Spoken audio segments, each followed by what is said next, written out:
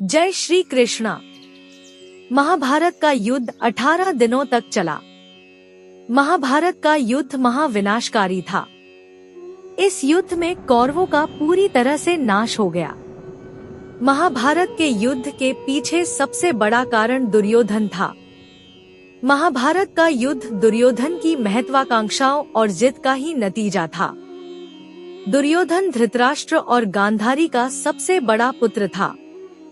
गांधारी अपने पुत्र को हस्तिनापुर का राजा बनाना चाहती थी, लेकिन पांडु की पत्नी कुंती को पहले संतान प्राप्त हो गई।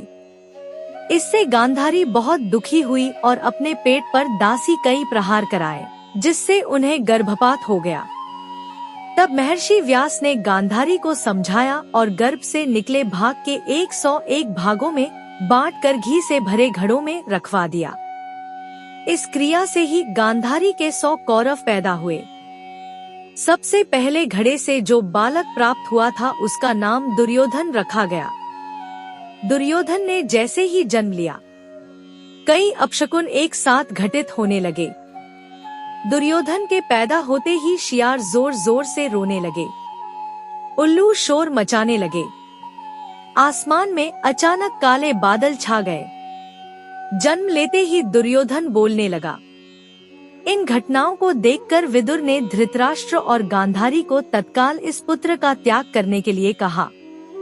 विदुर ने कहा कि ये अपशकुन बता रहे हैं कि यह पुत्र हस्तिनापुर के विनाश का कारण बनेगा। लेकिन पुत्र मोह में धृतराष्ट्र और गांधारी ने ऐसा करने से मना कर दिया। बाद में विदुर की भविष्यवाणी सच साबित हुई।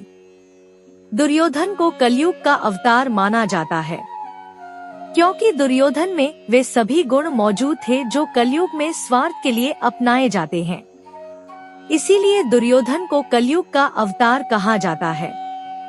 दुर्योधन के बारे में एक बात कही जाती है कि वह बहुत ही कूटनीतिज्ञ, राजनीतिज्ञ और नेतृत्व करने की गजब की क्षमता रखता था। वह गदा युद्ध में भी निपुण था। दुर्योधन में बिजली की तरह चपलता थी। वह बहुत जल्द लोगों को अपना बना लेता था। उसके इसी गुण के कारण कई राजाओं ने महाभारत के युद्ध में उसका साथ दिया।